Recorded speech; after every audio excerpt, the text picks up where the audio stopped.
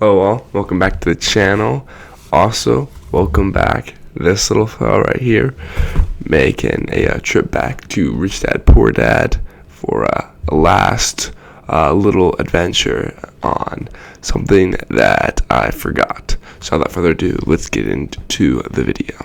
While I was just starting the channel, I made a bunch of those Rich Dad Poor Dad, kind of reviews through like the chapters, and realized that I was covering way too much and just broad stuff, and I didn't like doing it anymore. I felt like I was just doing it to like feel a sense of accomplishment of doing the whole book, which is why I eventually stopped, even though I got like 3/4 of the way through, I think.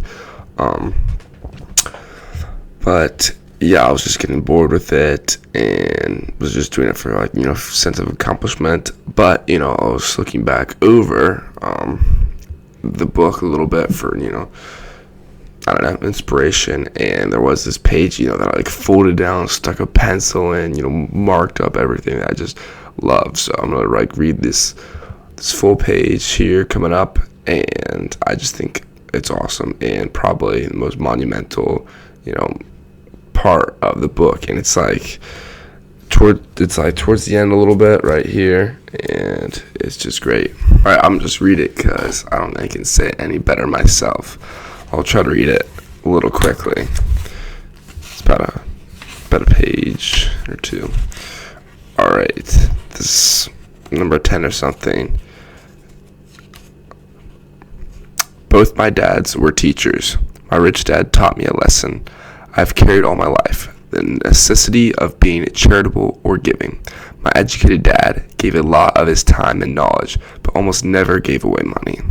He usually said that he would give when he had some extra money, but of course that was rarely any extra.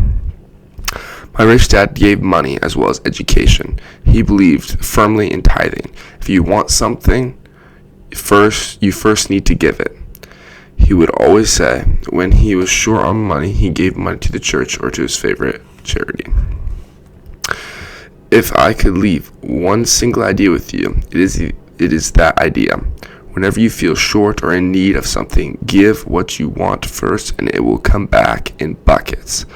That is true for money, a smile, love, or friendship. I know it is often the last thing a person may want to do, but it has always worked for me. I trust that the principle of reciprocity is true, and I give what I want. I want money, so I give money, and it comes back and multiplies. I want sales, so I help someone else sell something, and sales come to me. I want contacts, and I help someone else get contacts. Like magic, contacts come to me.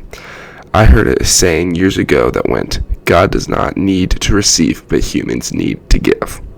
My rich dad would often say, poor people are more greedy than rich people. He would explain that if a person was rich, that person was providing something that other people wanted.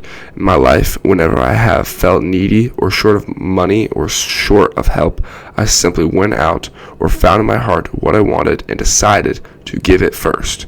And when I gave it, it always came back. It reminds me of the story of this guy sitting with firewood in his arms on a cold, freezing night. He is yelling at a pot-bellied stove. When you give me some heat, then I'll put some wood in you. And when it comes to money, love, happiness, sales, and contacts, all one needs to remember is to give first. Often just the process of thinking of what I want and how I could give that to someone else breaks free a torrent of bounty. Whenever I feel that people aren't smiling at me, I simply begin smiling and saying hello. Like magic, the next thing I know, I'm surrounded by smiling people. It is true that your world is only a mirror of you. So that's why I say, teach and you shall receive.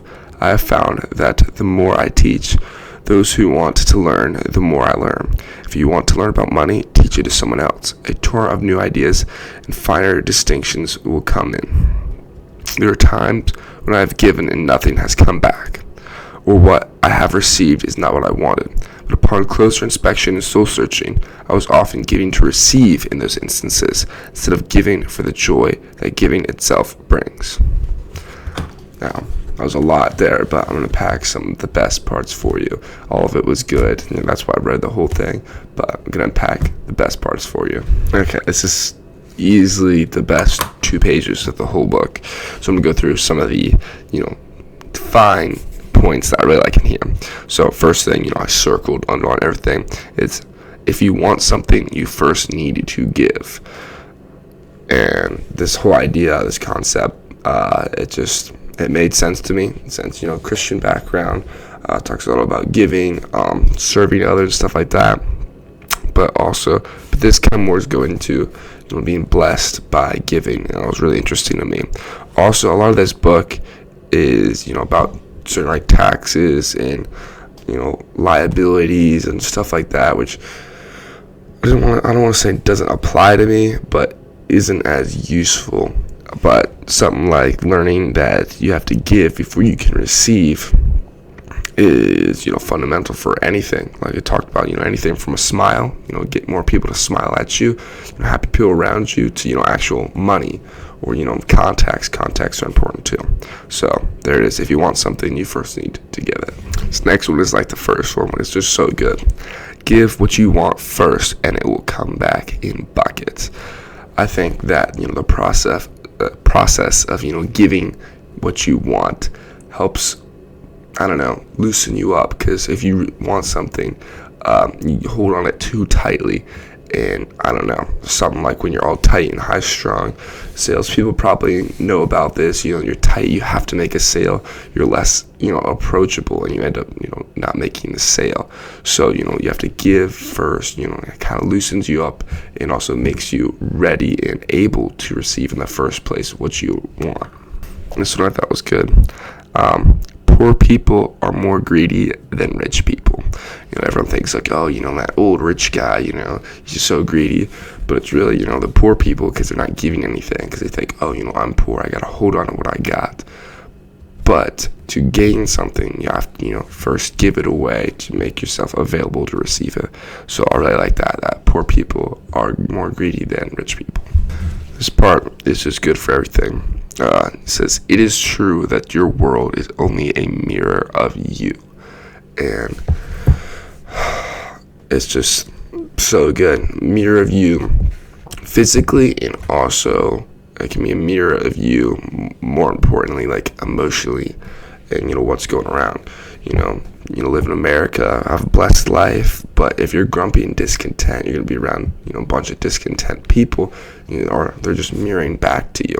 But there's I've heard from people in like the church and stuff like that, missions, going to people that are dirt poor in Philippines or Africa or something like that, and they're as happy as can be, just because it's mirror of them. They don't have to have the stuff to be happy. So I think that one's awesome, is that your world is a mirror of you, that you, how you act and behave can kind of control the whole world around you. It's really cool. So first, it kind of makes you real interested in the power of, self-control. And because, pretty much when you can control self, you can really change everything around you.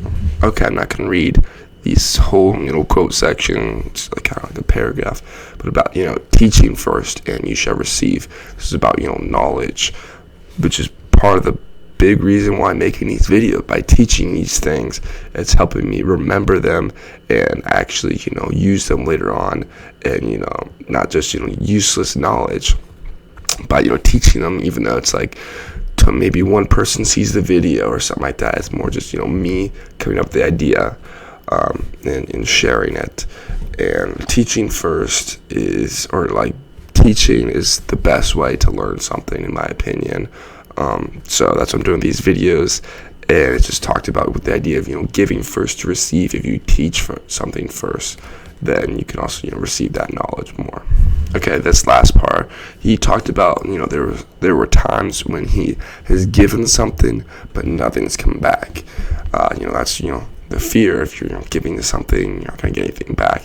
But then he realized that if you actually don't have the right mindset about giving, it's not necessarily just the act, it's the mindset too, that affects how you get returned. If you truly give and want to help, then you can get back. But he was just giving to get in some example. where he was giving, hoping that, oh, I want some money, I'm going to give him some money, hope I get back. That kind of resentment, kind of holding on still in his heart, I guess, affected the process of how it worked. So this is a little nugget at the end, but probably also really important to this whole giving thing, is having the right attitude about it. Well, there it is, finally wrapped up. Rich Dad, Poor Dad. There's other books, I've read since then. I don't know if I'll do, reviews on those. I read, Think and Grow Rich, which is a great book. There's lots and lots of nuggets in there that I could unpack. So I might do some sort of video on that. Don't know, but yeah, that's about it. Went to the Arnold last weekend. It was really cool there. Got a little B-roll for some stuff in there. Met some really cool influencer people. So that was awesome, inspiring. Motivates you to put the work in the gym. So yeah, with that, I'll see you next time. Remember to give your thing always, and I'll catch you next video.